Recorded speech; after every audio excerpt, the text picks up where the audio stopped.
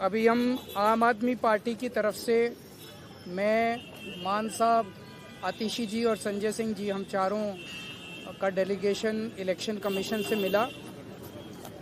Chief election commissioner साहब बाहर गए हुए हैं, बाकी दोनों इलेक्शन कमिश्नर मौजूद थे और हम उनका शुक्रिया अदा करना चाहते हैं कि उन्होंने इतने शॉर्ट नोटिस पे हमसे मिलने के लिए वो तैयार हो गए। हमारे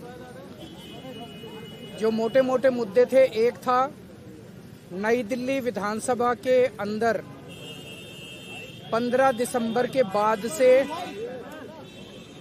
कल तक, यानी कि 8 जनवरी तक, 7 जनवरी तक 22 दिन में 5,500 वोट कटने के लिए आ गए हैं। टोटल वोट 1 लाख हैं नई दिल्ली विधानसभा में, और 5,500 मतलब 5.5% वोट कटने के लिए 22 दिन में, पिछले 22 दिन में आ गए हैं। उसके पहले नहीं आए थे इतने। तो जाहिर तौर पे ये वोट गड़बड़ हैं, ये एप्लीकेशंस गड़बड़ हैं। इलेक्शन, नीचे के इलेक्शन अधिकारियों ने जब इन पे सुनवाई की और उन लोगों को बुलाया गया जिन लोगों के नाम से वोट काटने की एप्लीकेशन दी गई थी, उन सारे लोगों ने, जितने आए, सब ने कहा हमने तो ऐसी एप्लीकेशन नहीं दी है, हमारे नाम से फर्जी एप्लीकेशन दी गई है। सब ने, जितने आए, 89 लोगों ने अप्लाई किया है 5,500 एप्लीकेशन के लिए। उन 89 में से 18 लोग आए इलेक्शन कमीशन, 18 के 18 लोगों ने कहा कि हमने एप्लीकेशन नहीं दी। इसका मतलब बहुत बड़े स्केल पे स्कैम चल रहा है, बहुत बड़ा फ्रॉड चल रहा है। दूसरा, हमने कहा 15 दिसंबर से कल तक 13,000 नए वोट बनने के लिए, 1 लाख वोट की असेंबली है, छोटी सी असेंबली है, उसमें 13,000 नए लोग कहां से आ गए? 15 दिन में कहां से आ गए? पिछले 15 दिन में 13,000 नए वोट बनने की एप्लीकेशन आई है। जाहिर तौर पे ये यूपी और बिहार से ला के, यूपी आसपास के स्टेट से ला के फर्जी वोट बनवा रहे हैं ये लोग। तो हमने उनको ये कहा कि इस तरह के लार्ज स्केल पे एडिशन और डिलीशन हो रही है, तो 23,000 ये और 5,500 ये, 18.5% वोट अगर किसी विधानसभा की इधर से उधर कर दी जाएंगी तो फिर चुनाव थोड़ी है, फिर तो केवल तमाशा है, नाटक है। तीसरी चीज हमने कही कि नई दिल्ली विधानसभा के अंदर प्रवेश वर्मा जी खुलेआम जॉब कैंप लगा रहे हैं, रजिस्ट्रेशन कर रहे हैं, खुलेआम पैसे बांटे जा रहे हैं, खुलेआम हेल्थ कैंप में चश्मे बांटे जा रहे हैं। 15 जनवरी को उन्होंने ऐलान किया है कि जॉब फेयर लगाए जाएंगे।